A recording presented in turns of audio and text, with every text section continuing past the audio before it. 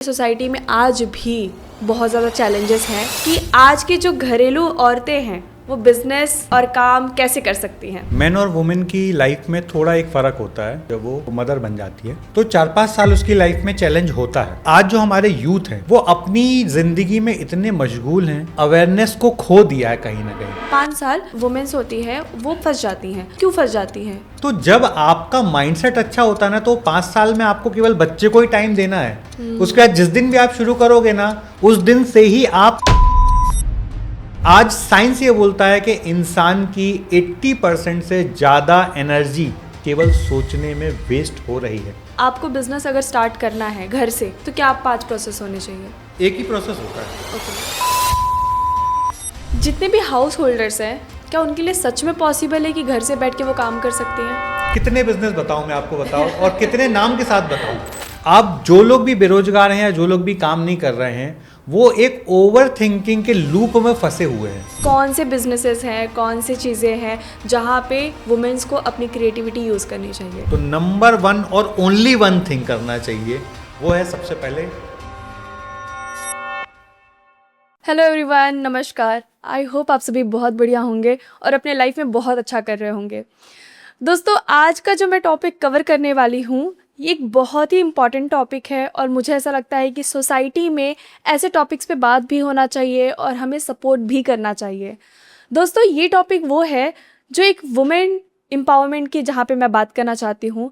बहुत सारे मैंने वुमेन्स के मुंह से सुना हुआ है कि वो अपने लाइफ में कुछ करना चाहती थी बट कर नहीं पाई। शादी के बाद उनके सपने ख़त्म हो चुके, बच्चे होने के बाद जैसे कि वो सपने देखना ही भूल गई हैं। तो इन सारी चीज़ों को लेकर मुझे बहुत सारे सवाल थे जो इस टॉपिक में मैं कवर करने वाली हूँ और मैं आपको बताना चाहती हूँ कि इस टॉपिक से आपको बहुत ज़्यादा इंस्पिरेशन मिलेगा कि आप जैसे लोग यहाँ पे बहुत सारे लोग हैं जो अपने सपनों को साकार कर रहे हैं। एक मॉम होने के बाद भी, एक शादीशुदा औरत होने के बाद भी बहुत कुछ कर रहे हैं अपनी ज़िंदगी में, तो आप भी कर सकते हैं। तो चलिए शुरू करते हैं podcast with Chitresh Soni sir, जो कि एक बहुत ही अमेजिंग पर्सनैलिटी है जिन्होंने बहुत लोगों की हेल्प की है। तो मुझे ऐसा लगता है कि ये पॉडकास्ट आपके लिए भी बहुत अच्छा होने वाला है। शुरू करते हैं। हेलो सर, कैसे हैं आप? बहुत बढ़िया है सपना जी, बहुत बहुत धन्यवाद दोबारा फिर से हमें मौका देने के लिए आपके पॉडकास्ट पे आने का। सर, ये तो ब्लेसिंग्स है मेरे ऊपर कि मुझे मौका मिला है आपका एक बार फिर से पॉडकास्ट करने का। और सब तो आपके टाइम के लिए तरस रहे हैं और मेरे पे ब्लेसिंग्स है कि मुझे मिलता रहता है आपका टाइम। खैर, तो सर आज का जो टॉपिक मैं कवर करने वाली हूँ वो है वुमेन एम्पावरमेंट। जैसे कि मुझे पता है कि सोसाइटी में आज भी बहुत ज़्यादा चैलेंजेस हैं। जो औरतें हैं, जो लोग हैं, वो कहीं ना कहीं बहुत जगह चैलेंजिंग फेस कर रहे हैं बिजनेस को लेकर, वर्क को लेकर, और अपने ही घरेलू फैमिली को संभालते संभालते कहीं ना कहीं अपने सपनों को ही खो दिए हैं। तो मैं चाहती हूँ सर कि हाँ, आज का जो टॉपिक है हम ये टॉपिक कवर करें कि आज की जो घरेलू औरतें हैं वो बिजनेस और काम कैसे कर सकती हैं। तो सबसे पहले मैं आपको एक बात बताना चाहती हूँ। मैं 3-4 दिन से दिल्ली में हूँ और एक स्टोरी है कि एक वुमेन से मैंने मिला और उन्होंने मुझे वो बता रही थी कि सपना मैं करना चाहती हूँ, मैं टीचर थी और मैं बहुत अच्छा करती थी, लेकिन अब मेरे लाइफ में कुछ चीज़ें ऐसी आ गई, बच्चे आ गए, तो कहीं ना कहीं मैंने अपने सपनों को ही खो दिया और अब मैं ऐसी हो गई हूँ कि मैं गिल्ट फील कर रही हूँ कि क्यों मैंने अपने सपनों को छोड़ा। तो मुझे अब क्या करना चाहिए, आगे मैं कैसे क्या कर सकती हूँ कि मैं अपने सपनों को फिर से जी सकूँ। तो सर, पहला मेरा क्वेश्चन यही होगा कि ऐसे जो वुमेन्स हैं उनको आप क्या कहना चाहेंगे? बहुत अच्छा सवाल है सपना, और मैं ऐसा बोलूँगा, देखिए मेन और वुमेन की लाइफ में थोड़ा एक फ़र्क होता है। एक वुमेन की जब शादी हो जाती है, शादी होने के बाद जब वो पेरेंट बन जाती है, जब वो मदर बन जाती है, तो 4-5 साल उसकी लाइफ में चैलेंज होता है, नो डाउट। पर मुझे नहीं लगता कि वो 5 साल आपकी 60-70 साल की लाइफ पे भारी होते हैं। ओके। यदि अवेयरनेस से आप काम कर रहे हैं, यदि आप अवेयरनेस के साथ अपने करियर को फोकस करके अवेयरनेस से उसको आगे बढ़ा रहे हैं, तो आपको सब कुछ पता है कि मैंने फॉर एग्जांपल 25 में शादी की है, मैं 25 से 30 तक शायद मेरा जो करियर वो अनस्टेबल रहे, थोड़ा डिस्टर्बेंस रहे। तो यदि आपके पास अवेयरनेस है तो आप उसके लिए तैयार हो जाएंगे, है ना। हम मान लीजिए रोड में जा रहे हैं और हमें पता है कि हाँ रेलवे फाटक है, यहाँ से गाड़ी ट्रेन निकल सकती है, बिल्कुल। तो यदि आपको पहले से पता है तो आप पहले ही अपनी गाड़ी स्लो कर लोगे, इत्मीनान से जाओगे, और नहीं पता तो आप स्पीड में जाओगे। बिल्कुल। सबसे बड़ा चैलेंज ये है सपना कि आज जो हमारे यूथ हैं वो अपनी जिंदगी में इतने मशगूल हैं कि उन्होंने वो अवेयरनेस को खो दिया है कहीं ना कहीं। पहले क्या होता था, जब हम जॉइंट फैमिलीज में रहते थे, तो जब जॉइंट फैमिलीज में रहते थे तो कोई भी पेरेंट्स बने उनको पता ही नहीं होता था कि उनके बच्चे को कौन संभाल रहा है। मतलब जैसे मैं मेरी खुद की बात करूं, मेरे परवरिश की जी। मेरी पूरी परवरिश मेरे चाचा और बुआ लोगों ने की। मतलब मेरे घर में हमारे चाचा भी थे, हमारी बुआ भी थी, तो हम लोगों की पूरी अपब्रिंगिंग उनके साथ हुई। मतलब मेरी माताजी को शायद 2-3 साल के बाद उनको मेरी टेक केयर करने की बहुत ज्यादा जरूरत नहीं हुई। पर आज क्योंकि सोलो फैमिलीज हो गई हैं, सिंगल फैमिलीज हो गई हैं, तो आज बच्चे होने के बाद महिलाओं पे थोड़ा एक्स्ट्रा बर्डन होता है, नो डाउट। पर यदि आप केयरफुल होकर अवेयरनेस से काम करें तो इस चुनौती को भी बहुत आसानी से निकाला जा सकता है। ये हो गई नंबर 1 थिंग कि अवेयरनेस होना बहुत जरूरी है आपको अपने खुद के करियर की, कि आज आप कहाँ हो और आपको 5 साल बाद कहाँ पहुंचना है और इन 5 सालों में क्या चुनौती आपके जीवन में आने वाली है। राइट। उसके लिए आपको पहले से प्रिपरेशन रखनी है। बिल्कुल। पहली।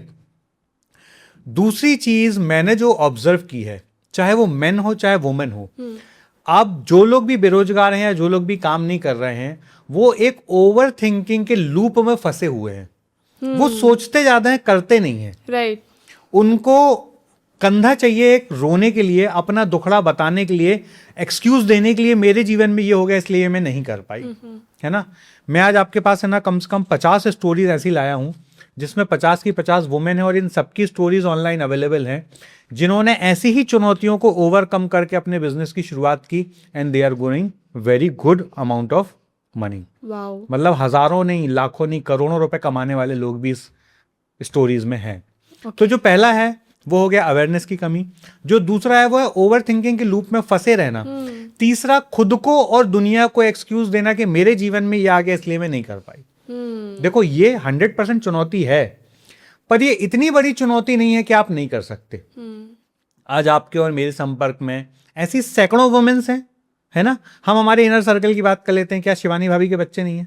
होंगे, ऑफ कोर्स, है ना। क्या शिखा जी के बच्चे नहीं है? बिल्कुल। And they are doing very good in career. क्या सुप्रीता भाभी के बच्चे नहीं है? Right. They are doing very good business. तो यदि ये कर सकते हैं और हम नहीं कर सकते तो क्या गैप है?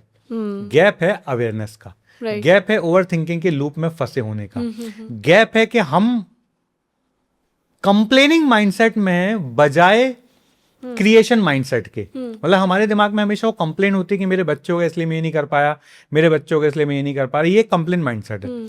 व्हेनेवर जैसे ही आप इस कंप्लेन माइंडसेट से अपने आप को स्विच करोगे क्रिएटिव माइंडसेट में, आपको रास्ते मिलने शुरू हो जाएंगे। तो ये 3 चुनौती है माइंडसेट की। अब 3 चुनौती और होती हैं। एक चुनौती होती है कि आपने अपनी एजुकेशन के टाइम पे वो स्किल्स को पढ़ा ही नहीं जिन स्किल्स की आज जरूरत है। आपने मान लो बीए कर लिया, बीकॉम कर लिया, अब तो एमबीए और इंजीनियर भी बीए बीकॉम जैसे हो गए हैं। आपने ये वो सारी ट्रेडिशनल डिग्रियों में 5-5, 10-10 साल लगा दिया, उसके बाद आप ये एक्सपेक्टेशन कर रहे हो कि आपको गवर्नमेंट जॉब मिल जाए। तो जब देश की आबादी 40 करोड़ थी और आज देश की आबादी 150 करोड़ हो गई है, तो गवर्नमेंट चाह के भी 150 करोड़ लोगों को रोजगार नहीं दे सकती। अग्री। तो बेरोजगारी उनके लिए है जिनको गवर्नमेंट जॉब चाहिए, जो अपने स्किल्स पे काम कर रहे हैं, या जिन्होंने आज के एज के हिसाब से अपनी लर्निंग की।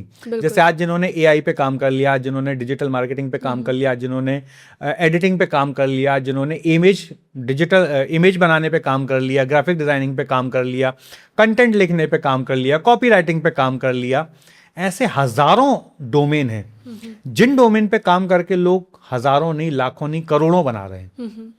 तो दूसरा हो गया कि आपने गलत टाइम पे गलत स्किल्स को चूज कर लिया। और तीसरा सबसे इंपॉर्टेंट माइंडसेट, कि आपके मन में वही माइंडसेट है कि आप बचपन से, क्योंकि आपको फीडिंग वैसी की जाती है ना कि बेटा स्कूल में अच्छे नंबर ले आओ तुम्हें अच्छी नौकरी मिल जाएगी, बेटा कॉलेज अच्छे से पास कर लो तुम्हें अच्छी नौकरी मिल जाएगी। मतलब हम बचपन से बच्चे के दिमाग में डाल देते हैं कि जैसे ही तुम्हारा एक बार कॉलेज खत्म हुआ, स्टडी खत्म हुई और आपको रेड कारपेट बिछा मिलेगा, आप जाओ और रेड कारपेट पे चलो। जबकि रियल चैलेंज शुरू होता है जब आप कॉलेज से बाहर निकलते हो, जब आप रियल लाइफ में आते हो। तो ये 3 जो गैप मैंने आपको बताए, ये 3 गैप के कारण लोग करियर शुरू नहीं कर पाते हैं। ये मेरा व्यक्तिगत एक्सपीरियंस है हजारों लोगों को कंसल्टेशन देने के बाद। ओके सर, मैं पहला टॉपिक कवर करती हूँ पहले, कि आपने कहा 5 साल, शादी के 5 साल के बाद 5 साल जो वुमेन्स होती है वो बच जाती हैं, फंस जाती हैं। तो वो 5 साल में क्यों फंस जाती हैं, क्या चैलेंज होता है उनको? देखो, सबसे बड़ी बात क्या होती है सपना, कि एक वुमेन जब मदर बनती है तो मदर बनने के पीरियड में भी उनको कॉम्प्लिकेशन होते हैं, और मदर बनने के बाद पहले 2-3 साल तो बच्चे को माँ का पूरा टाइम चाहिए ही चाहिए, और मैं ऐसा रिकमेंड करता हूँ कि माँ को देना भी चाहिए। ओके। क्योंकि देखो, आपकी लाइफ स्पेन 60-70 साल की है। क्या यार आप 70 साल के जीवन में अपने बच्चे के लिए 5 साल नहीं लगा सकते? बिल्कुल बिल्कुल लगा सकते हैं। लगाना ही चाहिए। उस समय फादर को ज्यादा जिम्मेदारी उठानी चाहिए और मदर को केवल बच्चे की जिम्मेदारी के लिए प्रिपेयर करना चाहिए। यदि इनकेस मदर भी वर्किंग और फादर भी वर्किंग है, तो फादर को भी मदर के साथ बिल्कुल कंधे से कंधे मिला के बच्चे की जिम्मेदारी निभाना चाहिए। और क्योंकि कुछ चीज़ ऐसी हैं जो केवल माँ ही दे सकती है, जो माँ का ममता है वो माँ ही दे सकती है, चाहे वो फीडिंग की बात हो या बच्चे को सुलाने की बात हो, या बच्चा क्या खाएगा क्या नहीं खाएगा, कब वो रिएक्ट करेगा, ये सब कुछ माँ ज्यादा बेहतर समझ सकती है, फादर नहीं समझ सकते। अग्री। तो शुरुआत के 4-5 साल जो बच्चे की अपब्रिंगिंग होती है, उस समय पे एक माँ को चैलेंज होता ही होता है। क्योंकि मेरा भी अभी 3 साल का बेटा है, तो मैं देखता हूँ कि मेरी वाइफ को कितने चैलेंजेस होते हैं उसकी अपब्रिंगिंग में। राइट। तो सर, ये क्वेश्चन मेरा इसके लिए था ताकि मैं आपसे सेकंड क्वेश्चन पूछ सकूं कि इस 5 साल में वुमेन्स को क्या करना चाहिए कि 5 साल के बाद अगर वो कुछ करना चाहती हैं अपने लाइफ में, तो उनको वो कॉन्फिडेंट जो होता है, लो कॉन्फिडेंट होता है, डर होता है, उन सारी चीज़ों को फेस ना करना पड़े। देखो, मैं 5 साल वाली बात तो कर रहा हूँ उन महिलाओं की जो 25 साल से 30 साल की या 35 साल की होंगी। सपना, मैं आपको ऐसी केस स्टडी बताता हूँ जिन्होंने अपना करियर शुरू किया 60 साल के बाद। ओके। 50s के बाद। नायका की फाउंडर ने 50s के बाद करियर शुरू किया, and she is flourishing. Growing नहीं बोलूंगा मैं ये नहीं बोलूंगा कि वो ग्रो कर रही हैं, वो तहलका मचाए हुए हैं, है ना। इंडिया की टॉप वुमेन एंटरप्रेन्योर्स में अब उनका नाम आ गया है। एक झा फैमिली है, 2 नंद और भाभी हैं जिन्होंने अचार का बिजनेस शुरू किया, जो शार्क टैंक में भी आई थी। They both are above 50। तो जब आपका माइंडसेट अच्छा होता है ना, तो 5 साल में आपको केवल बच्चे को ही टाइम देना है। उसके बाद जिस दिन भी आप शुरू करोगे ना, उस दिन से ही आप अच्छा काम कर सकते हो। ये सब फालतू की बातें उनका है जो ओवर थिंकिंग करते हैं कि अब मैं 5 साल बाद कैसे करूंगी। भाई 5 साल तो तुम अपना बच्चे को समय दो बस। 5 साल बाद जिस दिन शुरू करोगे ना, फर्स्ट डे भी आप उसी कॉन्फिडेंस से काम कर सकते हो, यदि आपने अपने ब्रेन की पूरी एनर्जी ओवर थिंकिंग में नहीं लगाई। आज साइंस ये बोलता है कि इंसान की 80% से ज्यादा एनर्जी, 80% से ज्यादा केवल सोचने में वेस्ट हो रही है। और हम सोचते क्या है, यही बात जो आपने बोला ना, मेरे 2 बच्चे हो गए इसलिए मैं लाइफ में फंस गई, मैं अब कुछ कर नहीं पा रही हूँ, मुझे तो बड़ा फ्रस्ट्रेशन है, मैं बड़ी राइट XYZ बहुत सारी चीजें। इन्हीं चीजों में पूरी क्रिएटिव एनर्जी जा रही है। तो जब आप इस क्रिएटिव एनर्जी का यूज करोगे ना, जितना समय आप वो सोचने में बिता रहे हो ना, आप उतने समय अच्छी किताबें पढ़ो, आप उतने समय अच्छे पॉडकास्ट देखो, आप उससे उतने समय अच्छी कोई स्किल्स लर्न करो जो आप अपने बच्चे की परवरिश को करते करते कर सको। मतलब वो 5 साल आपको भगवान ने गोल्डन पीरियड दिया है सेल्फ इवेल्युएशन का, गोल्डन पीरियड दिया है सेल्फ लर्निंग का, गोल्डन पीरियड दिया है अपने आप को नेक्स्ट लेवल पे लेके जाने का। आप ये सोचो सपना, जो वुमेन एक नई बर्थ क्रिएट कर सकती है, एक बच्चे को जन्म दे सकती है, 9 महीने पेन ले सकती है, वो वुमेन इस पृथ्वी पे क्या नहीं कर सकती। They can do anything. बस उसके लिए केवल सोच, वो जो आपकी वेस्ट हो रही है विचारों में, उन सोच को आपको क्रिएटिविटी में यूज करना है। मतलब आपको अपना पूरा टाइम, एनर्जी, एफर्ट्स लगाने चाहिए अपने आप को अपग्रेड करने में, नई स्किल्स को सीखने में, सेल्फ इवेल्युएशन में और अच्छी अच्छी चीजें देखने में। उससे 2 फायदे होंगे। जब आप अच्छी चीजें कंज्यूम करोगे तो आप बच्चे को भी अच्छी चीजें दे पाओगे, और जो अच्छी चीजें आप कंज्यूम कर रहे हो उससे आपका खुद का भी नेक्स्ट लेवल का अपने आप को अपग्रेड करने का एक मौका बन जाएगा। राइट, ग्रेट सर, आपने एक बहुत अच्छी बात बोली कि आप जो क्रिएटिविटी आपके पास है उसको अपने अपलिफ्ट करने में खुद के लिए यूज करिए। तो सर, ये क्रिएटिविटी कहाँ यूज करनी है, ये बहुत अभी मैं जानना चाहती हूँ। कौन से बिजनेसेस हैं, कौन सी चीजें हैं जहाँ पे वुमेन्स को अपनी क्रिएटिविटी यूज करनी चाहिए? बहुत अच्छा सवाल सपना जी। ये सवाल जनरलाइज इसका जवाब नहीं हो सकता है। इस सवाल का कस्टमाइज जवाब होगा कि सबसे पहले तो आपको खुद को जानना है। है ना। फॉर एग्जाम्पल, मैं अनुराग जी के साथ एक कंपनी में पार्टनर हूँ। हमारा एक प्रोग्राम होता है जिसका नाम ही है नो दाई सेल्फ। उस प्रोग्राम में हम उनकी जर्नी ही अपनी अंतरात्मा की जर्नी में लेके जाते हैं, जिसमें वो अपने अंदर उतरें और जाने कि उनको परमात्मा ने किस काम के लिए भेजा है, कौन से इमोशंस में फंसे हुए हैं लोग। सपना, मैं आपको बताऊं, 100 में से 95% लोग, 95% लोग अपने खुद के थॉट प्रोसेस में बंधे हुए हैं। फॉर एग्जाम्पल, सपना को बचपन में किसी टीचर ने बोल दिया था कि सपना तू कुछ नहीं कर सकती जीवन में। वो बात आपने, वो जो वर्ड्स है ना, वो वर्ड्स तो आप भूल चुके हो, पर उन वर्ड के जो इमोशन है वो आपके यहां स्टक हैं, और यही स्टक इमोशन सपना को सफल नहीं होने दे रहे हैं, और ये बात सपना को मालूम ही नहीं है। राइट। तो इन जो आपको 2-5 साल चाहिए ना, उसमें सबसे पहली जर्नी यही होनी चाहिए। सबसे पहले जानो कि सपना क्या है, मतलब मैं खुद क्या हूं, मुझे में कौन सी चीजें अच्छी है। मान लीजिए मुझे बचपन से मैं स्पोर्ट्स का शौकीन था, मतलब मैं फिजिकल एक्टिविटी करने में मेरे को बड़ा मजा आता है। मान लीजिए बचपन से मुझे टेक्नोलॉजी का बड़ा, गैजेट्स का बड़ा शौक था, तो मुझे टेक्नोलॉजी में बड़ा मजा आता है। मान लो बचपन से मेरे घर में कोई टीवी टूटी पड़ जाती थी, मैं टीवी खोल के सुधारने की कोशिश करता था, मतलब मेरे को मैकेनिकल काम में मजा आता है। तो ये आपको खुद के अंदर उतर के जानना पड़ेगा कि आप किस स्किल्स में पारंगत हो सकते हो। राइट। और जब आप जान लो, फिर उस डायरेक्शन में अपने आप को बिल्ड करना शुरू करो। ठीक है। मेरा एक फ्रेंड है, वो बचपन से उसको एक आदत थी, किसी के भी घर में कोई भी इलेक्ट्रॉनिक डिवाइस खराब मिलती थी, वो उस इलेक्ट्रॉनिक डिवाइस को उठाता था और उसको सुधारने की कोशिश करता था।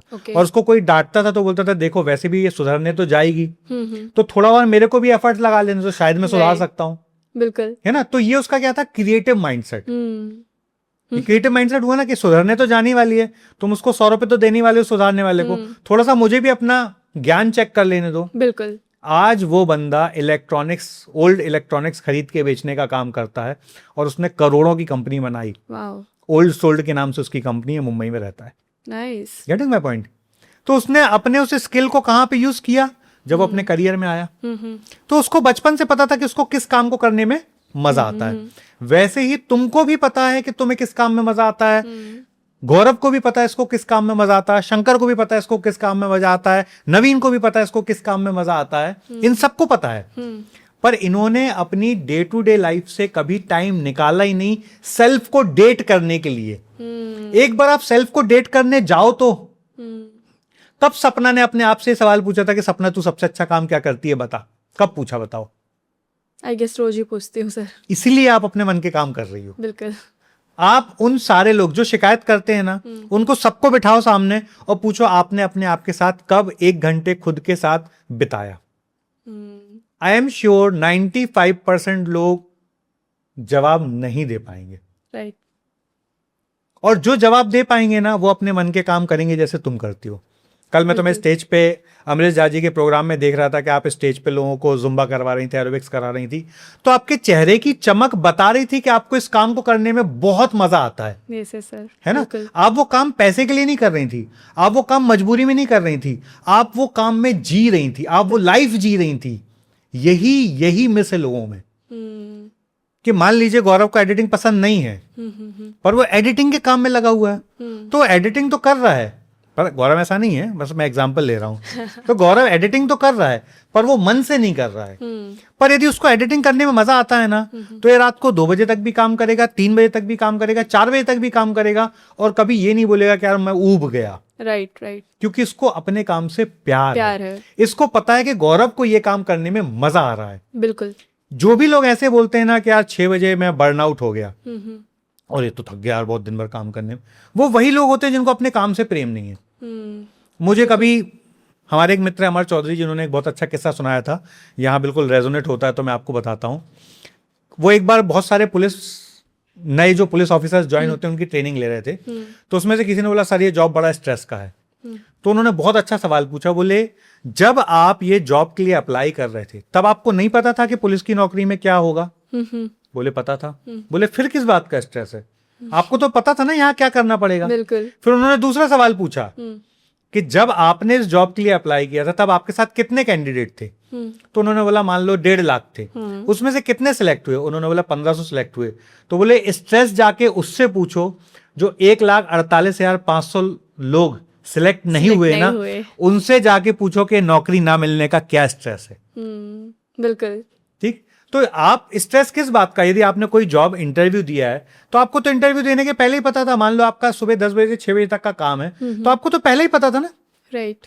कि मुझे 10 बजे सुबह जाना है और शाम को 6 बजे तक मुझे वीडियो एडिटिंग करना है या ग्राफिक डिजाइनिंग करना है या फ्रिज बनाना है या टीवी बनाना है या गड्ढा खोदना है या इलेक्ट्रिशियन का काम करना है या सिलाई मशीन पे काम करना है, तो आपको पहले ही पता था ना, बिल्कुल। फिर काय का stress? Getting my point? Right right. तो सब्जेक्ट ये है कि आप जो चीजें भी अपने जीवन में कर रहे हो, वो सारी चीजें यदि आप सेल्फ डिस्कवरी में नहीं गए हो तो आप हमेशा थके वाले मोड में फंसे रहे हो। और यदि आप सेल्फ डिस्कवरी में गए और आपको पता चल गया कि मेरे अंदर जो चित्रेश है उसको क्या काम करने में आनंद आ रहा है, then it will be always celebration for you. जैसे मुझे लोगों को कुछ सिखाने में मजा आता है, तो तुम मुझे शाम को 6 बजे फोन लगाओ तो भी मेरी एनर्जी सेम होगी, तुम मुझे रात में 2 बजे फोन लगा के बोलो भैया कैसे हो, तो मेरे मुंह से हमेशा निकलेगा शानदार, जिंदाबाद, जबरदस्त, टॉप ऑफ द वर्ल्ड। बिल्कुल, है ना? क्यों? क्योंकि मुझे वो काम करने में मजा आता है। कोई मुझसे अपने जीवन के चैलेंजेस लेके आता है, अपने बिजनेस के चैलेंजेस लेके आता है, तो मुझे मजा आता है उसको गाइड करने में। ये मेरा पैशन है कि मैं सोचता हूं कि मैं जितने ज्यादा लोगों की लाइफ में वैल्यू ऐड कर सकता हूं, जितने ज्यादा लोगों की लाइफ में कुछ दे सकता हूं, मैं कंट्रीब्यूट कर सकता हूं, करूं। बिल्कुल। पर करना उन्हीं के साथ पसंद करता हूं जो खुद भी कुछ करना चाहे। जो मैंने पहले भी बोली कि God help those who help themselves. यदि सपना में मुझे स्पार्क दिखेगी तो मैं सपना के लिए अपना सब कुछ लगा दूंगा, जो मेरे पास है सब सपना के लिए। पर मुझे किसी से बातचीत में फील होता ना कि ये खाली दिखावे के लिए पूछ रहा है, इसमें कोई फायर नहीं है, इसमें कोई डिजायर नहीं है, तो फिर मैं उसको वैसे ही रिस्पॉन्स दे के छोड़ देता हूँ। बिल्कुल। तो जो आपने सवाल पूछा ना कि क्या करना चाहिए, तो नंबर 1 और ओनली 1 थिंग करना चाहिए, वो है सबसे पहले सेल्फ डिस्कवरी करो, नो द सेल्फ, खुद को जानो। जब आप खुद को जानोगे, आई एम श्योर कि आप वो चीजें फाइंड आउट कर लोगे जिन चीजों को करने में आपको आनंद आए। और जब आप कोई भी काम आनंद के साथ करोगे तो आपकी जो दिनचर्या है, आपकी जो लाइफ है, वो सतचित आनंद के स्टेट में आ जाएगी। और फिर आपको कभी लगेगा ही नहीं आपने कोई काम किया है, हमेशा आपको लगेगा कि आप सच्चित आनंद में हो और आप आनंद के स्टेट में रहे आओगे। जैसे मैं, आप मुझे कितने भी लोगों से मिलवा दो, कितनी भी बातें करवा दो, वो काम करने में मुझे मजा आता है, तो मैं कभी थकता ही नहीं हूँ। बिल्कुल। Okay, great sir. जितने भी हाउस होल्डर्स हैं, क्या उनके लिए सच में पॉसिबल है कि घर से बैठ के वो काम कर सकते हैं? कितने बिजनेस बताऊं मैं आपको, बताओ, और कितने नाम के साथ बताऊं? चलो मैं आपको कुछ बिजनेस बताता हूं। एक लेडी है 60 इयर्स प्लस की, कितने? 60 ईयर प्लस। उनका नाम साई अलाई है। हमारे इंडिया के साउथ साइड में रहती है, मैं एग्जैक्ट नाम भी आपको देख के बताता हूं। वो अपने छत के ऊपर ड्रैगन फ्रूट की खेती करके साल का 3 से 4 लाख रुपए कमा रही हैं। कितना? 3 से 4 लाख। 3 से 4 लाख रुपए साल का। ओके। ठीक है। एक दूसरी लेडी हैं जिनका नाम है दीपा मुरली। वो अपने घर से टमाटर का पाउडर, पालक का पाउडर बना के इंस्टाग्राम पे बेच रही हैं, और 2 साल में, केवल इंस्टाग्राम पे प्रमोट करके, 2 साल में उनका 50,000 प्लस का बिजनेस है हर मंथ का। ठीक है। मैं आपको नाम के साथ बता रहा हूं, सारे और सारी स्टोरीज आपको इंस्टाग्राम में मिल जाएंगी। एक रीता बहन है, 2015 में उन्होंने डस्ट टिफिन से अपना बिजनेस शुरू किया था, और आज वो 250 प्लस लोगों को सर्विस दे रही हैं 4 हेल्पर के साथ। महीने का 1.5 लाख रुपए का इनकम कर रही हैं। वाओ। ठीक है। मैं आपको और नाम के साथ बताता हूं। एक 7 वुमेन ने उधार में एक कंपनी शुरू की थी जिसका नाम है लिज्जत पापड़। आज लिज्जत पापड़ 1600 करोड़ का एम्पायर है। They all are womens. मैं आपको सारे वुमेन्स वाले डेटा बता रहा हूं। एक कौशिक राय है दिल्ली से, जिन्होंने बिरयानी बाय किलो का कॉन्सेप्ट शुरू किया था घर से। आज उनकी कंपनी का टर्नओवर है 200 करोड़। नाइस। ठीक है। 15,000 के इन्वेस्टमेंट से शुरू किया था। ठीक। एक और महिला है जिनका नाम है सावित्री बहन। लूफा प्लांट का एक बिजनेस कर रही हैं, और ये यूपी, बिहार, महाराष्ट्र में काम करती हैं। और इन्होंने एक और ब्रश विद बैम्बू के नाम से एक मिशन शुरू किया जिसमें वो 1 मिलियन प्लस का रेवेन्यू मॉडल बनाया। ठीक है। पटना के एक मिथिलेश कुमार हैं जो 3,000 रुपए से शुरुआत की थी ऑयस्टर मशरूम की। आज वो लोगों को ट्रेनिंग भी दे रहे हैं, आज वो मशरूम का उत्पादन भी कर रहे हैं, बेच भी रहे हैं, और नाबार्ड से 5 लाख रुपए का लोन लेके, जिसपे 40% उनको सब्सिडी भी मिली, आज वो लाखों रुपए का बिजनेस कर रहे हैं। फार्मिंग भी करते हैं, ट्रेनिंग भी दे रहे हैं, और अपने प्रोडक्ट भी बनाते हैं और यूट्यूब पे एक इन्फ्लुएंसर भी हैं। मैं नाम के साथ बता रहा हूं सारे आपको। एक प्रिया कृष्णमूर्ति हैं जो अपने घर से मोरिंगो पाउडर बनाती हैं, मतलब अपने गांव से मोरिंगो पाउडर बनाती हैं, and they are doing 1.2 lakh rupees per month business.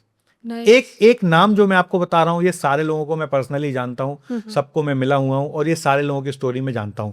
2 women से हमारे बहुत करीब की, ऋचा कपिला नाम है और वानी चुग नाम है। उन्होंने एक वुमेन्स वेयर का स्टार्टअप शुरू किया और उनको भी शार्क टैंक में फंडिंग मिली और they are earning very good. मेरे 2 छोटे भाई जैसे हैं, सुपेक्स के नाम से उन्होंने एक कंपनी बनाई और वो उनको भी शार्क टैंक में फंडिंग मिली और मेरे से भी वो कंसल्टेशन ले रहे हैं, वो भी बहुत अच्छा बिजनेस कर रहे हैं, सुपेक्स नाम से ब्रांड बनाया। मेरे एक मित्र हैं जिन्होंने घर से सॉक्स बनाने की फैक्ट्री लगाई, मैं सॉक्स भी उनके ही पहना हुआ हूँ।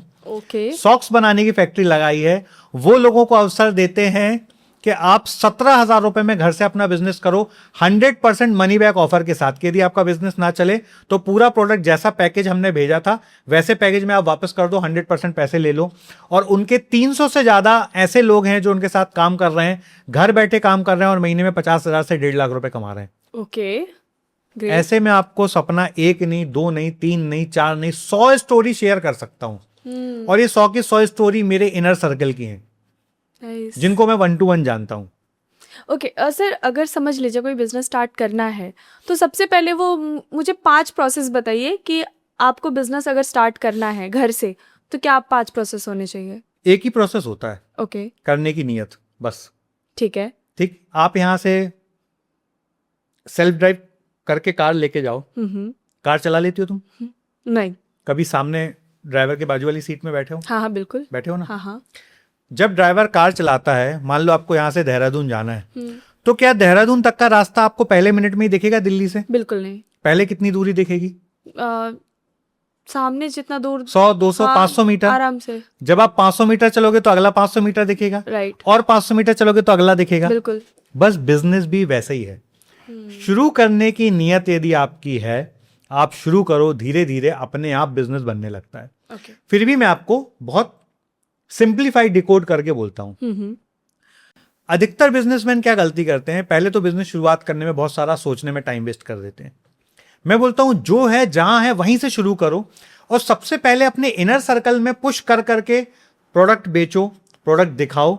और जब तक इनर सर्कल में पुश कर करके आपको रेफरेंस का बिजनेस ना आए, इसको बहुत अच्छे समझिएगा।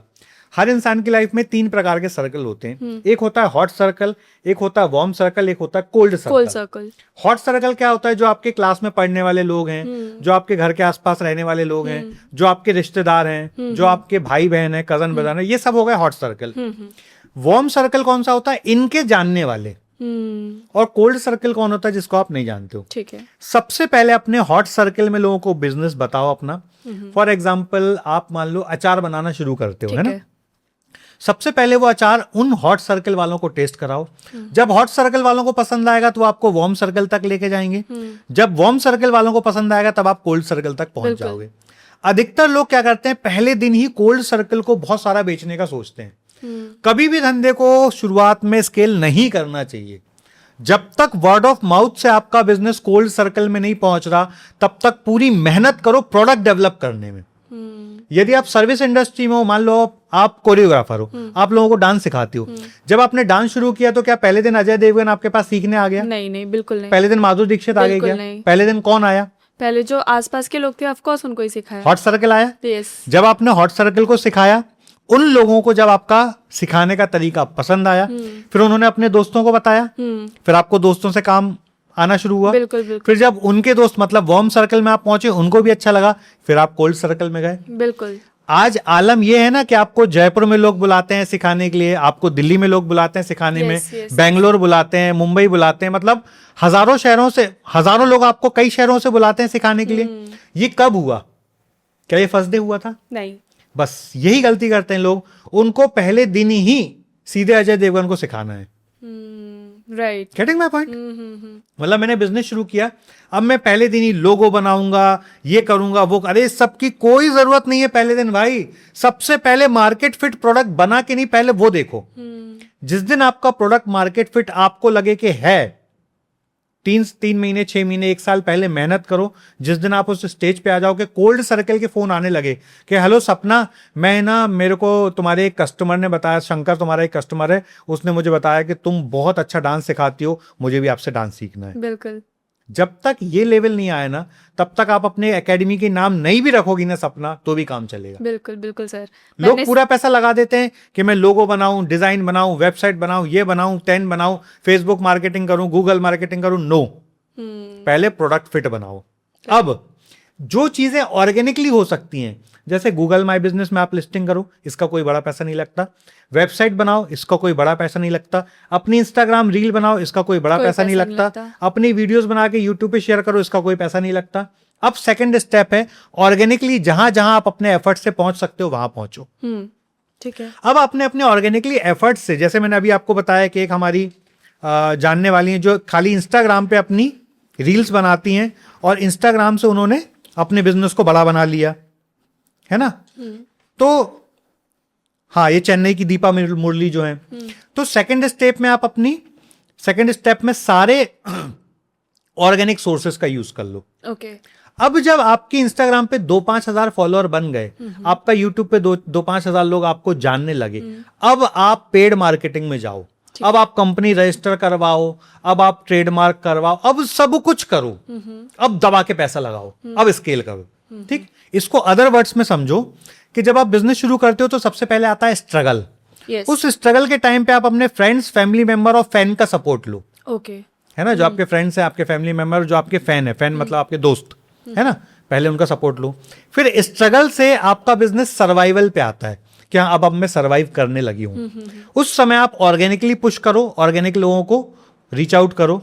जब आप स्मॉल सक्सेस में आ जाओ, थर्ड स्टेप में, क्या अब आप थोड़े स्मॉल सक्सेस को एनकैश कर चुके हो, थोड़ा थोड़ा सक्सेसफुल हो चुके हो, तब आप पेड मार्केटिंग में आओ। ओके। उसके बाद आप स्केलेबिलिटी पे आओ। ठीक है। उसके बाद तो आप ऑटो पायलट मोड पे आ ही जाओगे। ओके। लोग पहले दिन ही 4th और 5th स्टेप पे जाना चाहते हैं, इसलिए लोग फेल हो जाते हैं। Exactly. अधिकतर लोग उस प्रेशर में कि यार मैं 500 करोड़ की कंपनी बना पाऊंगा कि नहीं। अरे भाई, 500 रुपए का माल तो बेच पहले। हमने 500 का माल आज तक बेचा नहीं और मुझे चाहिए कि मैं 500 करोड़ की कंपनी बना पाऊंगा कि नहीं। विजन बहुत बड़ा रखो, मैं ऐसा नहीं बोलता हूं कि मत सोचो, पर स्टेप्स छोटे छोटे लो। स्टेप छोटे छोटे लो, मतलब आप सोचो आसमान तक, पर सीढ़ी से ही चढ़ो, सीधे रॉकेट मत ढूंढो। बिल्कुल। क्योंकि सीधे रॉकेट में पीछे आग भी लगती है रॉकेट की, है ना, उतनी आग आप झेल नहीं पाओगे। राइट। और एक बिजनेसमैन जो भी बिजनेस शुरू कर रहा है, उसको पहले दिन ये सोच लेना चाहिए कि पहले 5 साल मुझे हर काम अपने ऑफिस का करना है।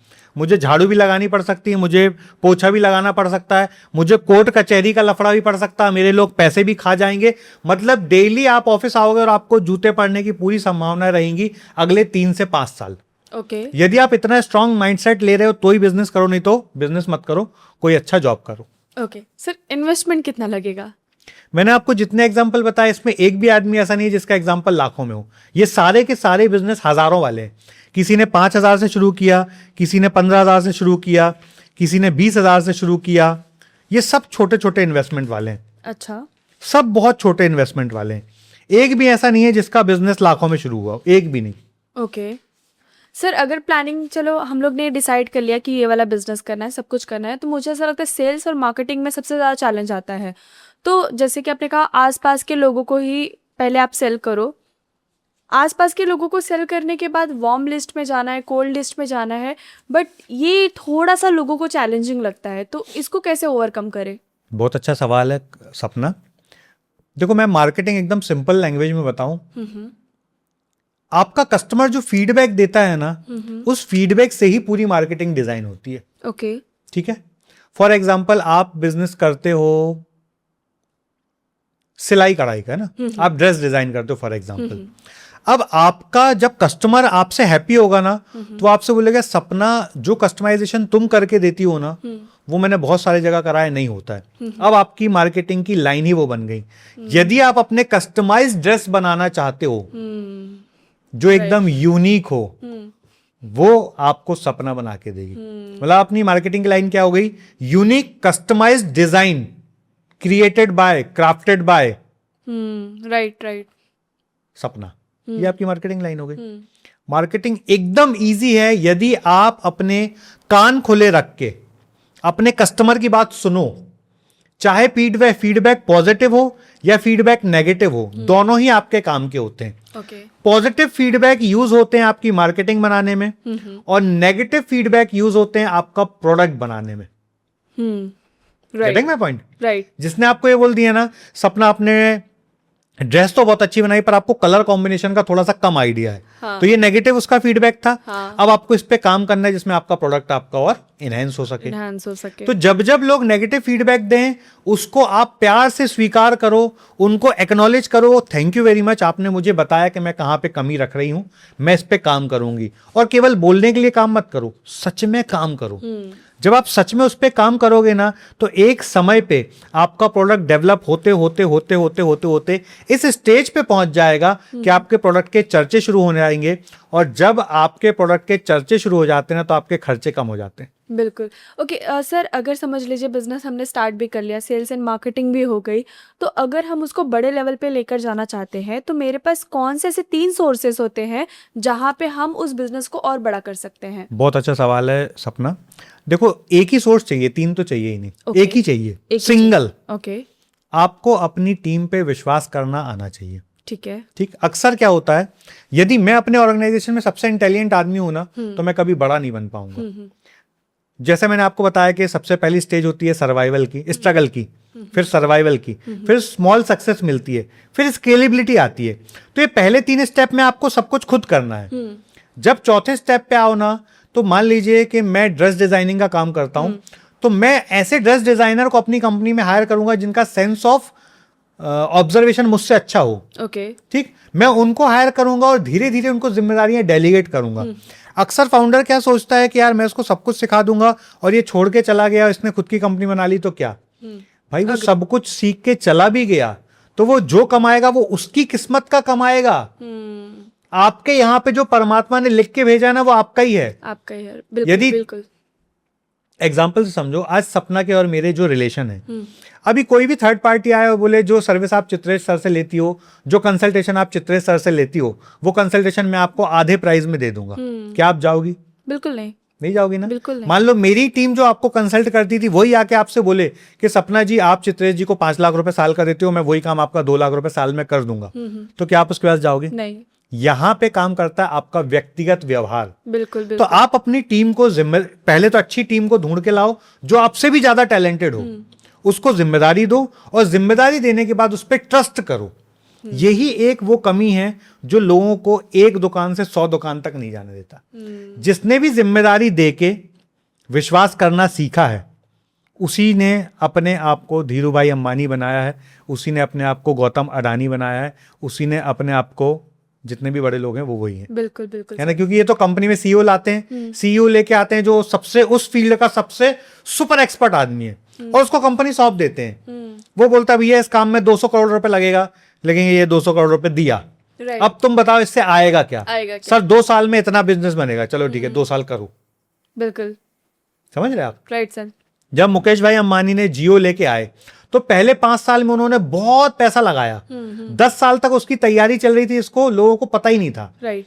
पर जब वो तैयारी पूरी हो गई, पहले 3 साल फ्री देने के बाद भी जब उन्होंने पैसा लेना शुरू किया तो 3 साल में पिछले 10 साल का पूरा पैसा ले निकाल लिया। दिया। अग्री। राइट। इसको कहते हैं विश्वास करना, जिम्मेदारी देना, डेलीगेट करना और लोगों को अपने खुद के काम को लोगों के हाथ से करवाना और अपने से बेहतर करवा लेना। बिल्कुल। ओके सर, कस्टमर बना लिया लेकिन कस्टमर को बचा कर कैसे रखे कि वो हमारा कस्टमर बना रहे? वैसे तो इसका जवाब मैंने दे दिया, फिर से दे देता हूं। क्या आप मुझे छोड़ के जाओगी? बिल्कुल नहीं। बस आपको अपने कस्टमर के साथ वो लेवल की कनेक्टिविटी बना के रखनी है कि कोई फ्री में भी आए। देखो एक ही बिल्कुल सिंपल रूल है, always have a mindset to give. आप अपने कस्टमर को क्या बेहतर दे सकते हो। देखो ये पूरा है ना डिसाइड हो, इसको एक बोलते हैं price and value, law of price and value बोलते हैं इसको। आपका जो प्राइस है ना वो आपकी दी हुई वैल्यू पे डिसाइड होता है। हमेशा आप ये सोचो कि सामने वाले ने आपको 5 लाख रुपए दिया है तो आप पूरी जान लगा दो कि जो सर्विस उसको 10 लाख में भी कोई नहीं दे सकता वो मैं 5 लाख में दूंगा। ठीक है। आज जीवन में बहुत सारी चीजें ऐसी होती हैं सपना जिसके लिए पैसे नहीं लगते।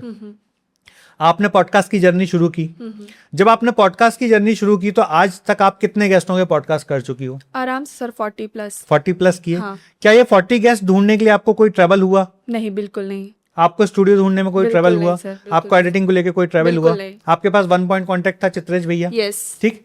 मैंने सपना को जो 40 गेस्ट दिए, इन 40 गेस्ट को देने में मेरा 1 रुपए भी खर्च नहीं हुआ।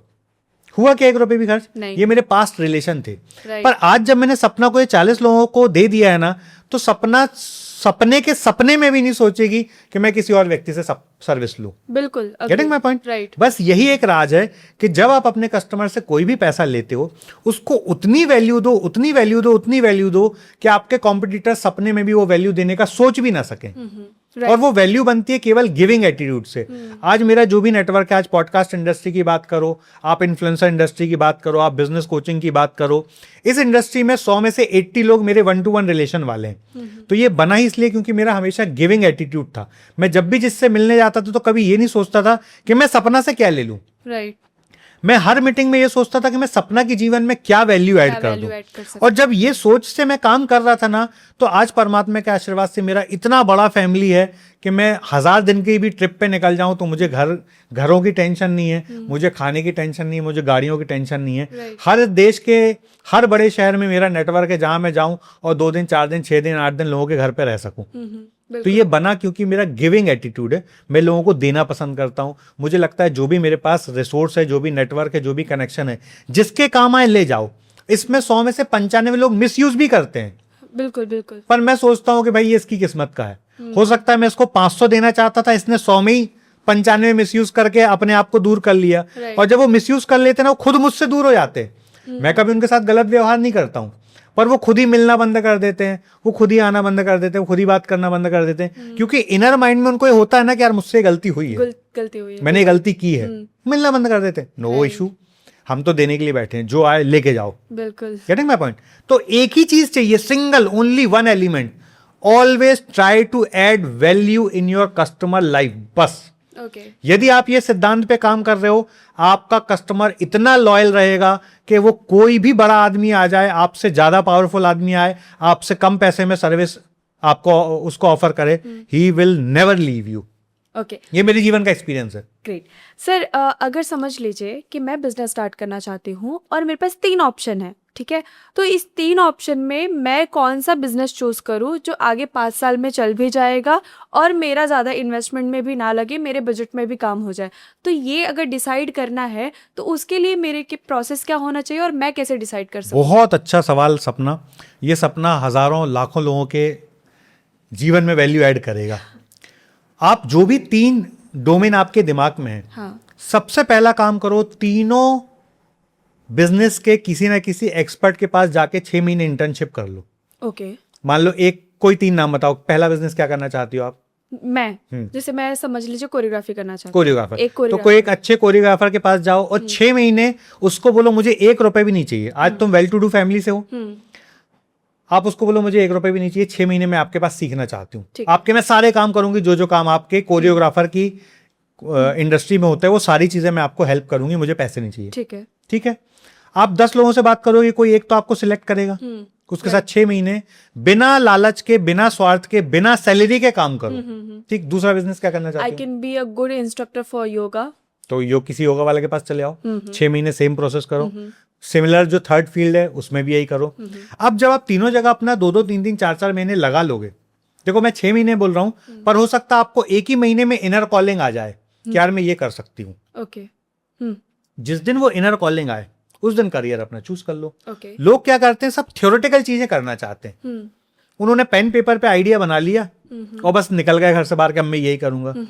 और फिर गए और एक बिजनेस ट्राई किया, फेल, दूसरा किया, फेल, तीसरा किया, फेल, चौथा किया, फेल। अब जितना उनके पास पैसा था सब खत्म। यदि इसकी जगह जो पैसा था वो अपने पास रखते और 3 जगह 2 महीने, 3 महीने, 4 महीने, 6 महीने इंटर्नशिप कर लेते, तो आपका पैसा भी बचता, आपको अनुभव भी मिलता। आप अब वो बचे पैसे को और अपने अनुभव को दोनों को जब ज्वाइन करके कोई एक जगह पूरा गड्ढा गहराई तक खोदते ना, वहां से पानी ना निकले, ऐसा हो नहीं सकता। लोग ये प्रोसेस करना नहीं चाहते। राइट। लोगों को पहले दिन ही धीरू भाई अंबानी बनना है। राइट। मैं बोलता हूँ धीरू भाई अंबानी आप बन सकते हो, बुरा नहीं है, पर पहले दिन धीरू भाई अंबानी ने भी पेट्रोल पंप पे नौकरी की थी, उन्होंने भी कपड़ों का काम किया, उन्होंने भी 10 जगह पहले नौकरी करके समझा, बिल्कुल सर। उसके बाद उन्होंने अपना बिजनेस शुरू किया। राइट। तो लोग क्या 25 साल बाद की सक्सेस देखते हैं, वो 25 साल पहले किस जगह पे था और क्या काम किया उसको कोई नहीं देखता। राइट। ओके सर, जैसे कि आपने कहा कि आप पहले 6 महीने एक बार इंटर्नशिप करके देख लो, आपको समझ में आ जाएगा, ये तो मेरी बात रही।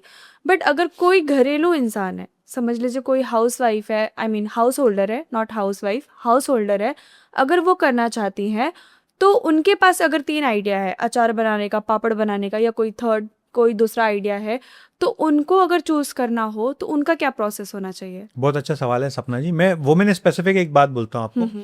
फॉर एग्जाम्पल आपको खाना बनाने का शौक है, आप घर से टिफिन सर्विस शुरू करो, पहले 2-5 लोगों को ही देना शुरू करो ना। जब 2-5 लोगों को आप दोगे, 2-5 लोगों के साथ धीरे धीरे आपका एक्सपीरियंस भी बढ़ेगा, आपका नॉलेज भी बढ़ेगा, और जो लोग लेके जा रहे हैं वो फीडबैक से आपके प्रोडक्ट को अच्छा भी बनवा देंगे। तो मैं ऐसा बोलता हूँ पहले स्टेज में वो काम करो जिसमें बड़ा पैसा ना लगे। ठीक है। आप अचार पापड़ बना के बेचने की कोशिश करोगे, नहीं बिकेगा तो आपके सेल्फ यूज में आ जाएगा। आप घर से मशरूम का काम शुरू कर सकते हो, 25,000 रुपए में मशरूम का बिजनेस शुरू हो जाता है। आप घर से टॉय बनाने का बिजनेस शुरू कर सकते हो। एक हस्बैंड वाइफ है डियो, मतलब कपल ने मिलकर एक बिजनेस शुरू किया। उनके घर में जो टॉयज आते थे, जब बच्चे होते हैं ना तो बच्चों को जो टॉय खेलने मिलते हैं वो सब अंग्रेजी में बात करते हैं। उनको लगा कि क्यों ना कोई ऐसा टॉय बनाया जाए जिसमें गायत्री मंत्र चले, जिसमें हनुमान चालीसा चले। उन्होंने ऐसे टॉय बना लिए जिन टॉय में गायत्री मंत्र चलता है, हनुमान चालीसा चलता है, दुर्गा सप्तशती चलती है, दुर्गा चालीसा चलता है, ओमकार मंत्र चलता है, ऐसे टॉय बना लिए। आज उनका टर्नओवर करोड़ों रुपए में। जबकि वो प्रॉब्लम उनको क्या लगी थी, अपने बच्चे के लिए जब वो टॉय लेके आया उनको लगा मेरे बच्चा ये क्या सीख रहा है, मेरे बच्चे को ये नहीं, मुझे ये सिखाना है। बस वहीं से बिजनेस आइडिया आ गया। कोई भी काम सबसे पहले ये देखो कि जो काम आप कर रहे हो क्या उस प्रोडक्ट को आप खुद भी खरीदोगे। मान लो ये मोबाइल में 1 लाख रुपए का खरीद के लाया, अब ये 1 लाख का मैंने मोबाइल खरीदा तो मैं शायद किसी दूसरे को भी 1 लाख में खरीदने के लिए मोटिवेट कर सकता हूँ। पर मैं जब ये खरीदने गया और मुझे वो 1 लाख का मुझे ही पसंद नहीं आ रहा, राइट, तो मैं किसी और को मोटिवेट नहीं कर पाऊंगा। सिमिलर तरीके से आप कोई भी बिजनेस शुरू कर रहे हो, पहले छोटे लेवल पे करो, और जब आपको ऐसा लगे कि हाँ ये मैं सही डायरेक्शन में जा रहा हूं, तब उसको स्केल कर लो। तो मैं ऐसे आपको 20 बिजनेस बताता हूं जो बिजनेस आप घर से शुरू कर सकते हो बहुत छोटे पैसों में। Okay, please. आप घर से छत पे, जैसा मैंने आपको ड्रैगन फ्रूट का एग्जाम्पल दिया, वैसे आज लोग घर से टमाटर उगा रहे हैं, घर से आज सब्जियां उगा रहे हैं, घर पे वर्मी कंपोस्ट बना रहे हैं, घर पे पुराने वेस्ट से आर्ट से प्रोडक्ट बना रहे हैं, घर से पेपर के बैग बना रहे हैं, घर से पुराने कपड़ों का जो पैरपोश होता है, मैट होता है, वो बना रहे हैं, पुराने जीन्स का यूज करके स्टफिंग बना रहे हैं जिससे एकॉस्टिक शीट्स बनती हैं, वो बना रहे हैं, पुराने कपड़ों को यूज करके दरियां बना रहे हैं। ठीक, ये सब ऐसे काम है जिसमें बड़ी पूंजी नहीं लग रही। ठीक, मेरी एक फ्रेंड है जो घर से ज्वेलरी बना के बेचने का काम करती है। वो बोलती है कि मैं कस्टमाइज ज्वेलरी बनाती हूँ, मेरे जैसी ज्वेलरी आप जब पहन के जाओगे तो आपको कोई पहने नहीं दिखेगा। उसके पूरे बिजनेस में सपना 15 से 20 हजार का इन्वेस्टमेंट है, और हर महीने वो 40 से 50 हजार रुपए का प्रोडक्ट बेचती है, जिसमें से 25 से 30 हजार रुपए कमा रही है। Wow, nice. ठीक, तो ये पूरे जो 10 बिजनेस मैंने आपको बताया ना, इन 10 के 10 बिजनेस में कोई बड़ी कैपिटल नहीं लग रही। ठीक, आप हॉर्टिकल्चर का काम शुरू कर सकते हो, आप घर से सैफरन जो केसर होती है ना, केसर की खेती कर सकते हो। आजकल माइक्रो ग्रेन की बड़ी डिमांड है जिसमें कोई बड़ा इन्वेस्टमेंट नहीं लगता है, आप घर से माइक्रो ग्रीन उगा के बेच सकते हो। आप घर से स्प्राउट्स का बिजनेस शुरू कर सकते हो, आप घर से फ्रूट चाट का बिजनेस शुरू कर सकते हो, आप घर से सूप का बिजनेस शुरू कर सकते हो, आप घर से टिफिन का बिजनेस शुरू कर सकते हो। और कितने बताऊं? अमेजिंग सर, ये 15-17 तो मैंने आपको बता दिए। आप घर से स्नैक्स बना सकते हो। आप देखो, हम लोग बड़े शहरों में रहते हैं, हम अपने घर का स्नैक्स मिस करते हैं। कभी त्योहार होता है तो हमें लगता है चकली होती, घर का नमकीन होता, भुजिया होता, खुरमी होती, है ना। अभी मैंने एक टीवी में एक प्रोग्राम देखा था जिसमें एक बिहारी डिश है, ठेकुआ बोलते हैं ना शंकर भैया, ठेकुआ बना के 2 बच्चे जिनकी उम्र 17 और 18 साल है, ठेकुआ बेच के वो लाखों रुपए का बिजनेस कर रहे हैं। ठेकुआ, एक बिहारी डिश है ठेकुआ, वो बेच के वो लाखों रुपए का धंधा कर रहे हैं। तो मैंने आपको ऑलमोस्ट 15 से 20 धंधे ऐसे बता दिए जिनमें कोई बड़ी पूंजी नहीं लग रही है। एक मेरा फ्रेंड है जो घर से कंपोस्ट बनाता है, यस। ठीक, एक मेरा फ्रेंड है जो गांव में रहता है, वो अपने घर से नर्सरी चलाता है और वो नर्सरी चला के बहुत बड़ा बिजनेस कर रहा है। एक और मेरे मित्र हैं जबलपुर में, वो वर्मी कंपोस्ट बनाए हैं और वो वर्मी कंपोस्ट बेच के करोड़ों रुपए का बिजनेस करते हैं। एक मेरे फ्रेंड है, उन्होंने घर से इतने बड़े कमरे से मशरूम का बिजनेस शुरू किया था, आज बैंकॉक, थाईलैंड, पटाया में बिजनेस कर रहे हैं, वो मशरूम का ही कर रहे हैं। नाइस। ये सारे बिजनेस वो मेरे एक मित्र हैं नागपुर में, वो उनका गौशाला है और वो गाय माता से रिलेटेड बहुत सारे प्रोडक्ट बनाते हैं। गोबर से आर्ट एंड क्राफ्ट बनाते हैं, गोबर से बैठने वाले आसन बनाते हैं, ऐसे 50 प्रोडक्ट बनाते हैं। एक मेरा फ्रेंड है जो घर से मसाले का काम करता है। एक मेरा फ्रेंड है जो घर से आटा चक्की का काम करता है और मल्टीग्रेन बेचता है। एक मेरा फ्रेंड है जो मिलेट्स के बिस्किट बनाता है, जो मैंने अभी तुम्हें घर पे खिलाई। हाँ हाँ हाँ, राइट। ये सारे बिजनेस सपना जितने मैंने आपको बताए हैं, इसमें मैक्सिमम बिजनेस हजारों में शुरू हो जाएंगे, लाखों रुपए की जरूरत भी नहीं है। ये जितने मैंने आपको बताए थी, मैंने आपको 25 बिजनेस बताए हैं, 25 में से 20 बिजनेस हैं जो लाखों रुपए में, हजारों में शुरू हो जाएंगे। अब बताओ, फ्रूट चाट बना के बेचने में कितना पैसा खर्च आ रहा है? फ्रूट चाट 2000-3000 में आपका बिजनेस शुरू हो जाएगा। आराम से, हाँ। स्प्राउट्स का बिजनेस शुरू करने में क्या खर्च आ रहा है? बिल्कुल राइट। सलाद का बिजनेस शुरू करने में क्या पैसा लग रहा है? कुछ भी नहीं। जितने बिजनेस मैंने आपको बताया सपना, ये सब बिजनेस 5-10 हजार से शुरू हो सकते हैं। बस इंटेंट चाहिए, इंटेंट। यदि आपका इंटेंट है काम करने का, तो काम की कोई कमी नहीं है, हजारों काम है। बिल्कुल। पर यदि इंटेंट नहीं है, तो आप हमेशा गवर्नमेंट को कोसोगे, अपने माता पिता को कोसोगे, आसपास के माहौल को कोसोगे कि यार मैं गांव में पैदा हुआ इसलिए मैं कुछ नहीं कर पा रहा। मैं आपको गांव के ऑप्शन बता रहा हूं। मेरा एक फ्रेंड है जो लूफा बनाता है। ओके। ऑर्गेनिक लूफा होता है, अपन तुरई खाते हैं, तुरई। हाँ जी। तुरई को गीला करके सुखा के उसके पूरे जो ऊपर का वो है वो निकाल के, बीज निकाल के एक लूफा बनता है, जो ऑर्गेनिक लूफा बिकता है। 150 रुपए का लूफा बिकता है, बनाने की कॉस्ट आती है 12-15 रुपए। ओके। एक मैंने आपको बताया था मोरिंगो वाला, भी पढ़ के बताया था मैंने मोरिंगा। आपको। एक कपल है अपने यहीं सोनीपत के आगे, एक कपल है जो मोरिंगो की खेती करता है और मोरिंगो का पाउडर बना के बेचता है और उनका टर्नओवर करोड़ों में है। एक करनाल में ड्रैगन फ्रूट का फार्म हाउस है, कुलदीप नाम से लड़का चलाता है। 30 से 40 लाख रुपए का ड्रैगन फ्रूट वो हर महीने बेचता है। नाइस। एक मेरे मित्र हैं जो पूरे घरों से जूस की दुकान से सारा वेस्ट लेते हैं और उस वेस्ट को सेग्रीगेट करके, मतलब नींबू के छिलके का अलग वो बनाते हैं पाउडर, बाकी वेस्ट का, संतरे के छिलके का अलग पाउडर बनाते हैं और सारा कॉस्मेटिक वालों को बेचते हैं। ओके।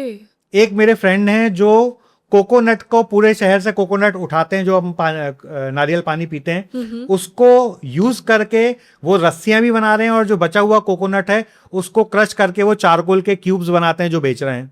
वाओ। कितने ऑप्शन बताऊं उस सपना। नाइस सर, बहुत अमेजिंग, बहुत। और ये सारे बिजनेस जितने मैंने आपको बताए हैं, ये सारे बिजनेस की मैंने एक ई बुक भी बनाई है आपके व्यूवर्स के लिए। ओके। वो आप अपने डिस्क्रिप्शन में दीजिए। हर बिजनेस का मैंने ऐसा डिकोड करके दिया है जिसमें सारा बताया कि उसमें सक्सेस स्टोरी भी बताई, कैसे स्ट्रेटजी काम करेगी, कैसे मार्केटिंग करना है, कैसे ब्रांडिंग करना है, कहाँ बेचा जा सकता है और कौन कौन लोग उस बिजनेस को कर रहे हैं। ये सब कुछ मैंने उस ई बुक में कवर किया है। लगभग 60-70 उसमें बिजनेस आइडिया हैं। जिस बिजनेस आइडिया पे जिसको जो, ये सब कुछ फ्री है, मुझे इसका कोई पैसा नहीं चाहिए और मुझे कोई कंसल्टेशन के लिए इसमें अपील भी नहीं कर रहा हूं। मेरे पास समय ही नहीं है कि मैं किसी को कंसल्टेशन दे सकूं। ये सब मैं उन लोगों को देना चाहता हूं जो ये रोना रोते हैं कि मेरे पास कोई रोजगार नहीं है। उन सबको मेरी तरफ से फ्री ऑफर है कि वो ई बुक को डाउनलोड करें और ई बुक को डाउनलोड करके फ्री ऑफ कॉस्ट सारे आइडिया को सुने, समझें। और मैं बिल्कुल नहीं बोलता हूं कि मेरे लिखे हुए आइडिया पे आप काम करो, उससे केवल आप आउटलाइन लो, उसके बाद आपकी स्किल जो सपोर्ट करे, आपके अंतरात्मा जो काम बोले, उसकी पहले इंटर्नशिप करो, उसके बाद बिजनेस शुरू करो। बिल्कुल बिल्कुल। मैं बिल्कुल ऐसा नहीं बोलता हूं कि मैंने जो लिखा है बस उसी को फॉलो करो।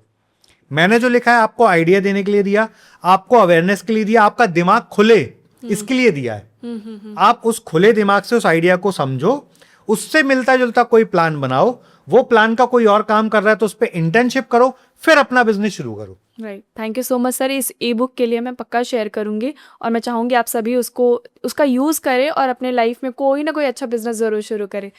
सर मेरा नेक्स्ट सवाल ये है कि छोटे शहरों में, बड़े शहरों में अगर इन्हीं बिजनेस को स्टार्ट किया जाए तो छोटे शहरों में और क्या चैलेंजेस आ सकते हैं? क्योंकि बड़े शहरों में अगर मुझे लगता है कि कोई चैलेंज आता है तो हमारे आसपास बहुत लोग होते हैं हमें सपोर्ट करने के लिए, हमें हेल्प करने के लिए।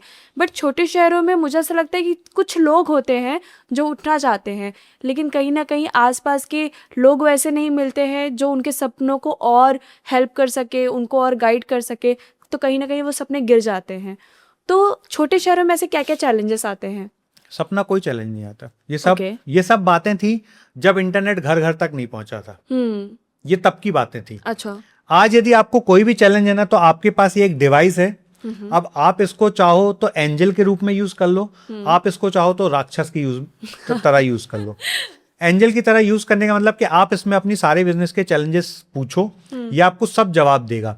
और राक्षस का मतलब आप दिन भर इसमें रील स्क्रॉल करते रहो, आप दिन भर इसमें वीडियोस देखते रहो, आप दिन भर इसमें वाहियात चीजें देखो, कॉमेडी देखो, एंटरटेनमेंट देखते रहो। तो आप इसको एंटरटेनमेंट में यूज कर रहे हो या एड्यूटेनमेंट में यूज कर रहे हो, ये आप पे डिसाइड करता है। चैलेंजेस बिल्कुल थे जब तक इंटरनेट की क्रांति नहीं थी। चैलेंजेस बिल्कुल थे जब तक भारत का इंफ्रास्ट्रक्चर अच्छा नहीं था। आज आप कोई भी प्रोडक्ट यदि बिहार में बन रहा है तो कल सुबह यहां आ जाएगा, कल सुबह। शंकर भैया ठीक बोल रहा हूं मैं? यदि बिहार में कोई प्रोडक्ट बन रहा है, मान लो बिहार में कोई ऐसा प्रोडक्ट बन रहा है ना जो 24 घंटे में डिलीवर करना है, तो आज दिल्ली आ जाएगा 24 घंटे के अंदर। बिल्कुल। आज हमारे यहाँ वो सर्विस है देश के अंदर। तो ये सब कुछ कब था? जब देश का ट्रांसपोर्टेशन अच्छा नहीं था, जब देश का रोड नेटवर्क अच्छा नहीं था, जब देश में बिजली नहीं थी, जब देश में इंटरनेट नहीं था। ये सब चैलेंजेस तब थे। आज कोई चैलेंजेस नहीं है। मैंने आपको अभी 10 बिजनेस ऐसे बताए जो गांव से बताए। जो मैंने वर्मी कंपोस्ट की बात की वो एक गांव की बात की। पनागर नाम से एक जगह है जबलपुर से और 30 किलोमीटर आगे, वहां से बैठ के बंदा करोड़ों रुपए का धंधा कर रहा है। Nice. जो मैंने आपको अभी मशरूम की बात की वो बिहार के एक गांव की बात बताई है। आज उसने खुद के साथ 250 लोगों को रोजगार दिया हुआ है। राइट। ये भी गांव की बात कर रहा हूं मैं। तो आज गांव और शहर में कोई डिफरेंस नहीं है सपना, केवल संगत की बात है कि आप कैसे लोगों की संगत कर रहे हो। आप यदि उन लोगों की संगत कर रहे हो जो हमेशा रोते रहते हैं, जो हमेशा गवर्नमेंट को ब्लेम देते हैं, जो हमेशा अपने माता पिता को ब्लेम देते हैं, जो हमेशा परिस्थितियों को ब्लेम करते हैं, तो आप भी वैसी बात करोगे। राइट। और आप हमेशा ऐसी संगत में रहते हो जो हमेशा क्रिएटिविटी, हमेशा कुछ आइडिएशन की बात करें, हमेशा कुछ नया करने की बात करें, हमेशा प्रॉब्लम सॉल्विंग की बात करें। देखो दिल्ली की एक सोसाइटी है नवजीवन सोसाइटी। ओके।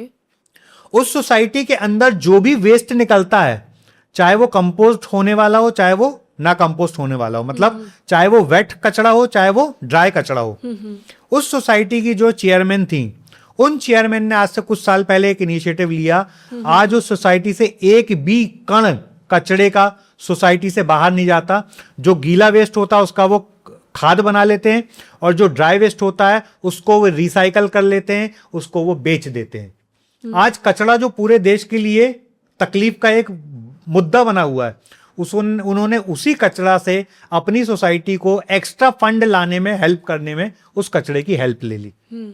तो यहां क्या था? एक होती है सोसाइटी की चेयरमैन जो रोती रहे कि यार इतना कचरा होता है, इतना कचरा होता है। दूसरी है जिसने घर घर जाके अवेयरनेस दी कि आपको ये तीनों कचरों को अलग अलग रखना है, गीले को अलग रखना है, सूखे को अलग रखना है, हैजर्ड्स को अलग रखना है। सब चीजों को सेग्रीगेट किया, सेग्रीगेट करके उठाया।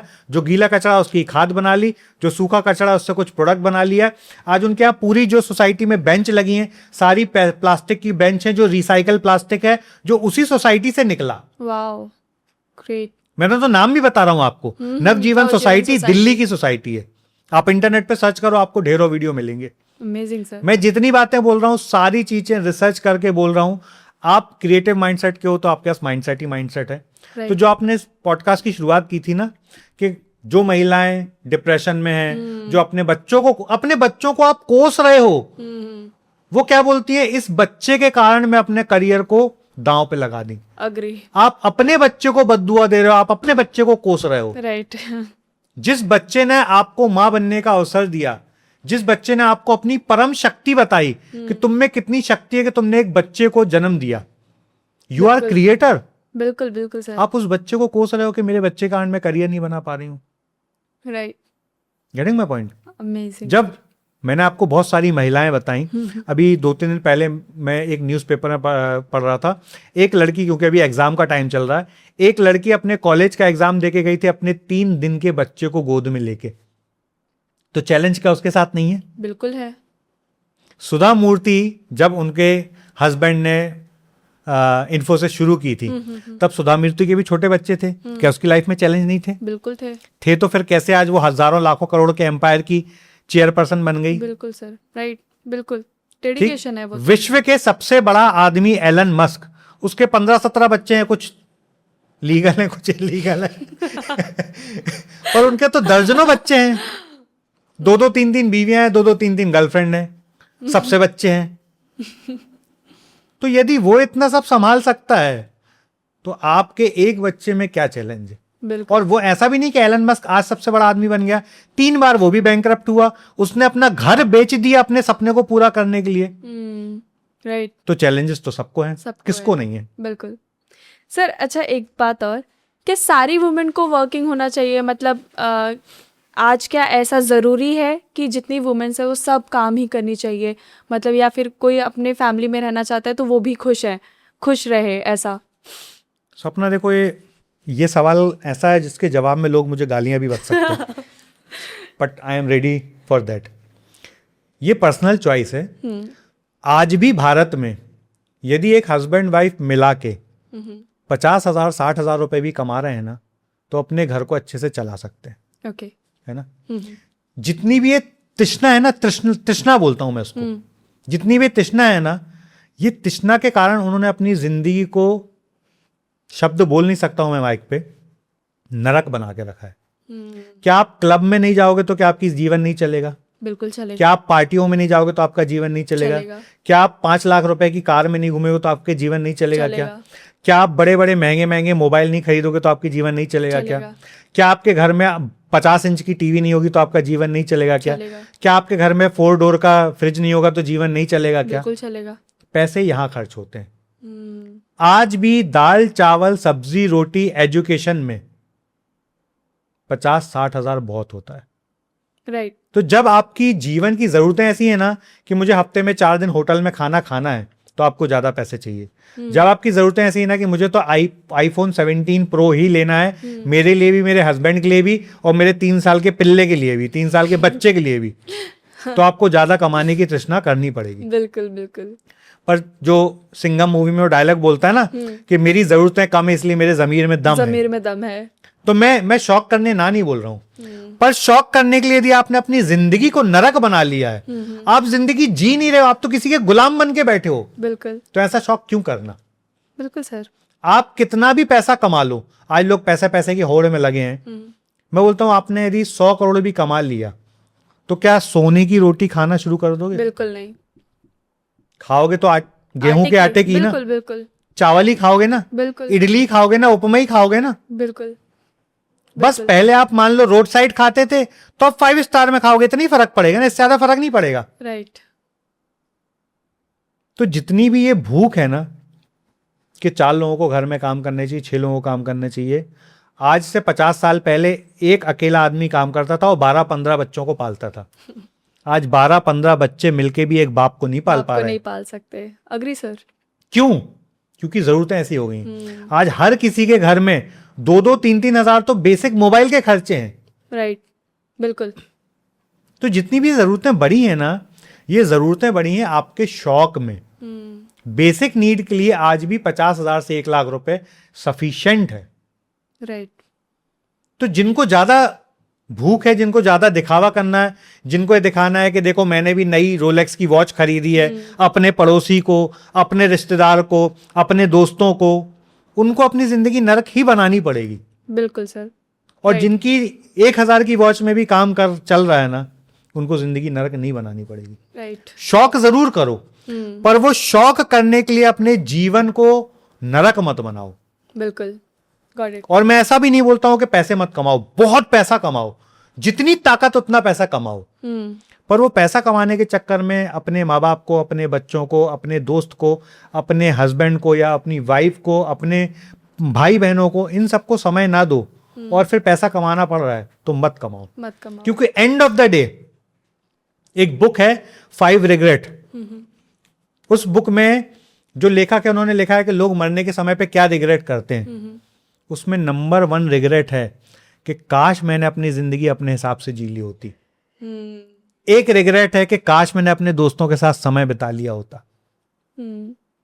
बट सर अगर कोई कोई मैंने ऐसे सुना है कि मुझे खुशी ही इस चीज़ में मिलती है, मतलब मुझे खुशी पैसे कमाने में मिलती है, फैमिली नहीं चाहिए मुझे, तो ऐसे तो लोगों उनको को कमाना क्या- चाहिए, उनको उसमें खुशी मिल रही तो करो। तो क्या उनको भी यही रिग्रेट होगा? वो तो वक्त बताएगा, क्योंकि वो जो बुक लिखी है ना वो उन पेशेंट्स पे लिखी है जो मरण सन्न अवस्था में हॉस्पिटल में आए थे, ओके। उन पे लिखी है। ओके। मतलब ऐसे लोगों पे नहीं लिखी है, उन लोगों पे लिखी है जो हॉस्पिटल में कई कई महीने पड़े रहे, जब मतलब ऐसे बेड पे पड़े थे कि उनको पता था कि कल चला जाऊं परसों चला जाऊं, तब उनके रिग्रेट थे। एक नर्स ने लिखी है वो बुक। ओके। तो सर खुशी है ना। हाँ हाँ। यदि आपको, आपकी फेवरेट कार कौन सी है? कार, मुझे कार में उतना इंटरेस्ट नहीं है। फेवरेट बाइक या कोई भी फेवरेट आइटम बोलो। रॉयल बाइक आपने बोला तो रॉयल। ठीक, अब आपने बाइक खरीद ली, आपकी फेवरेट रॉयल एनफील्ड खरीद ली मान लो, है ना। क्या आपको जो खुशी फर्स्ट डे उस बाइक में बैठने पे हुई थी जब आपने खरीदी, क्या वही खुशी उसके 2 साल बाद तक भी रहेगी? नहीं। कितने दिन तक रहेगी? मे बी 1 हफ्ते, उससे ज्यादा 1 महीने मान लो, हाँ ज्यादा से ज्यादा 2 महीने मान लो, बिल्कुल 3 महीने मान लो। 3 महीने बाद क्या वही खुशी रहेगी जो फर्स्ट डे थी? नहीं नहीं बिल्कुल नहीं। मतलब आई गेस सेकंड डे भी नहीं रहेगी। एग्जैक्टली, फर्स्ट डे जितनी खुशी रहेगी। तो वो खुशी बाइक से नहीं आई है। समझ रहे आप पॉइंट? खुशी वो होती है, जैसे मैंने अभी आपसे क्या बोला, मुझे 24 घंटे बात करवाओ, 24 घंटे मुझे बिजनेस के प्रॉब्लम बताओ, 24 घंटे मेरे पास कंसल्टेशन के लिए लोग आए, मैं कंसल्टेशन देते वक्त खुश होऊंगा, नारा दुखी नहीं होऊंगा। ये खुशी लॉन्ग लास्टिंग है क्योंकि ये अंदर से आ रही है। ये खुशी इस पे डिपेंडेंट नहीं है कि सपना मेरे पास आए। मैं जब अपने बच्चे लावित के साथ खेलता हूं तो भी मैं उतना ही खुश होता हूं, जब मैं सपना के साथ हूं तो भी उतना ही खुश हूं, जब मैं किसी दोस्त के साथ बातचीत करूंगा तो भी उतना ही खुश हूं। मैं हमेशा उसी मोमेंट में होता हूं क्योंकि वो इंटरनल है, एक्सटर्नल नहीं है। राइट। और ये सब आई जब मैं अनुराग ऋषि के सानिध्य में आया। जब मेरे जीवन में अनुराग ऋषि जैसे बड़े भाई, मित्र, गाइड, मेंटर, जो भी बोलो, जिस दिन से वो मेरे जीवन में आए और उन्होंने मुझसे कुछ प्रश्न पूछे कि भाई ये क्यों कर रहे हो, जैसे अभी तुमने बोला कि मुझे रॉयल एनफील्ड लेने से खुशी आ जाएगी, तो उन्होंने बोला इससे खुशी कितने दिन आएगी। तो मेरे जीवन मन में सवाल आ गया कि हाँ यार, जब मैंने अपनी फर्स्ट बाइक खरीदी थी तो पहले दिन तो मैंने उसको पूरा रगड़ रगड़ के पोंछा था और 10 दिन बाद तो उस पर धूल की परत चढ़ी रही, कोई देखता भी नहीं था। ठीक, फिर मैंने सारे वो चीज सोचे जो मटेरियलिस्टिक चीजें थी ना, जिसको लेने से मुझे लगता था खुशी आ गई, वो सब खुशी थी कुछ दिन वाली या कुछ महीने वाली। बिल्कुल। परमानेंट खुशी आती है यहां से। और ये सर। मुझे बताया अनुराग जी ने। वो एक बहुत अच्छा प्रोग्राम करते हैं जिसको हम बोलते हैं नो दाई सेल्फ। उस प्रोग्राम में जब मैं गया, मेरे जीवन का सोचने के सारे डायरेक्शन चेंज हो गए। और तब से मैंने जीवन में निश्चय कर लिया कि अब मैं जब तक हूं केवल अनुराग जी के साथ ही काम करूंगा, क्योंकि मुझे अपने जीवन का, लाइफ का मेन पर्पस पता चल गया कि मुझे परमात्मा ने किस काम के लिए भेजा है।